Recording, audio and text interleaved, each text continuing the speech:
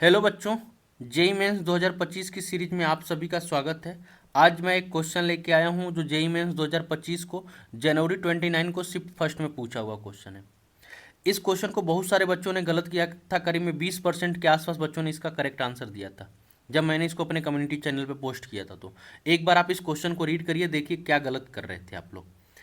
क्या है? 1.25 gram of AX2 molar mass 125 gram 124 gram per mole is dissolved in 1 kg of water to form a solution with boiling point 100.0156 degree while 25.5 gram AY2 molar mass 250 gram per mole in 2 kg of water constituent a solution with a boiling point 100.0260 degree KB for water इतना दिया हुआ है। Which of the following is correct. मतलब क्या बोल रहा है, आपके पास दो कंपाउंड है AX2 और AY2। इसका मोलर मास है 124 ग्राम पर मोल और इसका मोलर मास है 250 ग्राम पर मोल।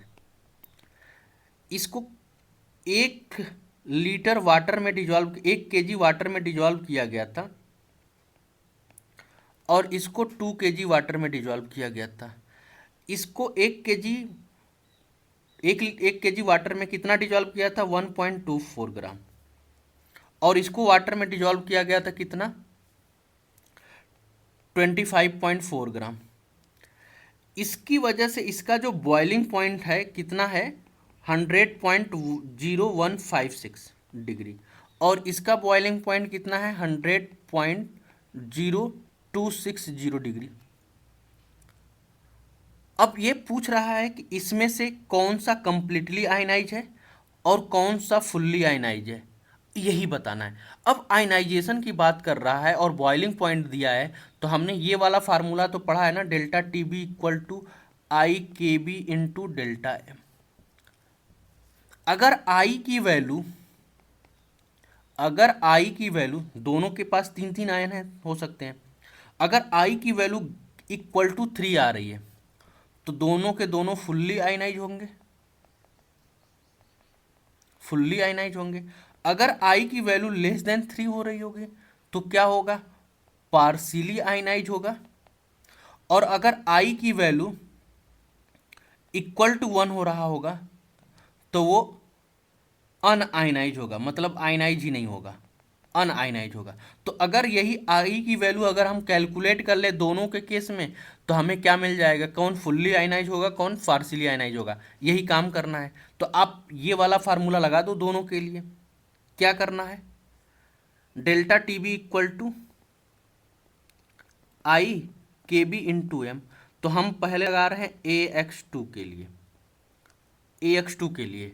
तो डेल्टा TB की वैल्यू कितनी आ रही है? 0.0156 डिग्री डेल्टा TB, क्योंकि वाटर का बॉइलिंग पॉइंट 100 डिग्री होता है तो 100 डिग्री में से निकालेंगे तो डेल्टा TB आ जाएगा।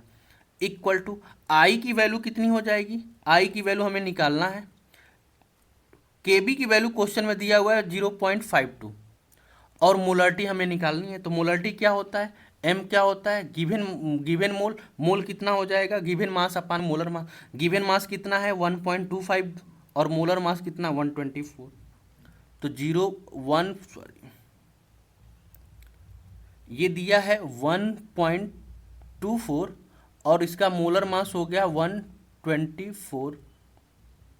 ये आ गया मोल डिवाइडेड बाय इसका सॉल्वेंट इन केजी में होता तो सॉल्वेंट वाटर है, वाटर कितना है? 1 kg। तो यही जो मोल आएगा वही इसका क्या आ जाएगा?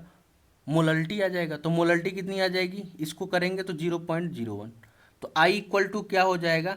I equal to 0.0156 divided by 0.52 into 0.01। यहाँ ध्यान देखिए, डेसिमल के बाद 4 डिजिट है, इसमें 2 यहाँ पे 2 यहाँ पे 4 हो गया। डेसिमल हटा दो यहाँ पे, यहाँ से तो डेसिमल हटाएंगे तो ये क्या बन जाएगा? ये बन गया 52 और ऊपर वाले का डेसिमल हटाएंगे तो ये बन जाएगा 152। अब इसको कट करोगे तो कितनी बार में कट जाएगा? 3 बार में। तो आई इक्वल टू 3 आ गया, यानी कि ये क्या हो जाएगा? फुल्ली आयनाइज हो जाएगा, फुल्ली आयोनाइज्ड हो जाएगा। अब अगर इसी तरह से AY2 निकाल लो, AY2 निकालेंगे तो कितना आ जाएगा, इसका बॉइलिंग पॉइंट है 0.0260, ये है डेल्टा टीबी। देखो 100 में इसमें से 100 सब्ट्रैक्ट करेंगे तो ये खत्म हो जाएगा, यही इसकी बॉइल डेल्टा टीबी आ जाएगा, इतना आ गया है।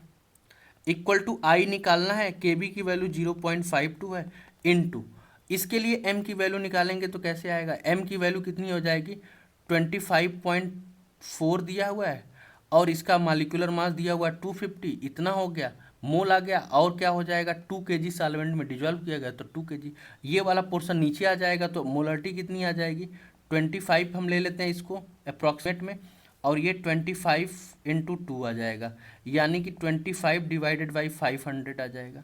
इसको कट करेंगे तो क्या आ जाएगा 1/20 मोल, इसका आ गया 1/20 मोल, अप्रॉक्सीमेट ले लिए, अप्रॉक्सीमेट ले लिए क्योंकि 25 पॉइंट है तो मैंने मान लिया 25 ग्राम, क्योंकि थोड़ा बहुत वैल्यू अपना डाउन होगा तो उससे हमें कोई फ़र्क नहीं पड़ेगा, उतना ज़्यादा आई पे कोई इफेक्ट नहीं करने वाला।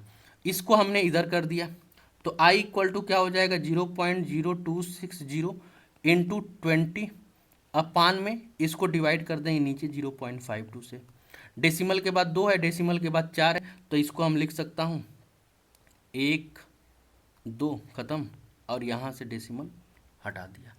तो आप ध्यान से देखो तो एक ये दोनों कैंसिल हो जाएगा, ऊपर देखो 26 दूनी 52 आ रहा है, और ये भी 26 दूनी 52 है, कैंसिल होके 1 आ जाएगा। तो यहाँ पे आई की वैल्यू अप्रॉक्सीमेट कितनी आ रही है 1 आ रही है, 1 आ रही है, यानी कि ये क्या है अनआयनाइज, आयनाइज ही नहीं हुआ है, और ये क्या हुआ है फुल्ली आयनाइज हुआ है। तो आप ऑप्शन पे आ जाओ, AX2 AY2 both are completely unionised, नहीं AX2 तो आयनाइज हुआ है तो ये हमारा ऑप्शन खत्म हो जाएगा।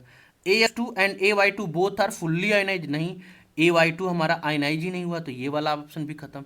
AX2 इज कम्प्लीटली अनआयनाइज, नहीं AX2 तो हमारा आयनाइज हुआ है, while AI2 is fully ionise, ये गलत स्टेटमेंट है। AX2 is fully ionise and while AY2 is completely unionise, ये सही है, ये हमारा करेक्ट आंसर हो जाएगा। तो इस क्वेश्चन को आपको यही करना था, बस आपको ये चीज़ें आनी चाहिए थी, आई की वैल्यू निकालनी थी। आयनाइजेशन के लिए हमें क्या करना था, आई की वैल्यू निकालनी होती है, अगर आई की वैल्यू कुछ आ रही है तो वो आयनाइज हो जाएगा, अगर उसके नंबर ऑफ आयंस के बराबर आ रहा होगा तो फुल्ली आयनाइज होगा, अगर आई की वैल्यू उससे लेस देन आ रही होगी तो पार्शियली आयनाइज होगा, और अगर आई की वैल्यू 1 आ रही होगी तो अनआयनाइज होगा। तो ये इसके हिसाब से आपको ये वाला फार्मूला लगाना था, delta T b equal to i k b into M, इसके भी हाफ पे आपको एक क्वेश्चन सॉल्व करना था। तो होप सो आपको ये क्वेश्चन समझ में आया होगा कि इस क्वेश्चन को कैसे करना है। ऐसे ही और क्वेश्चन के लिए हमारे चैनल पे बने रहिए। Thank you.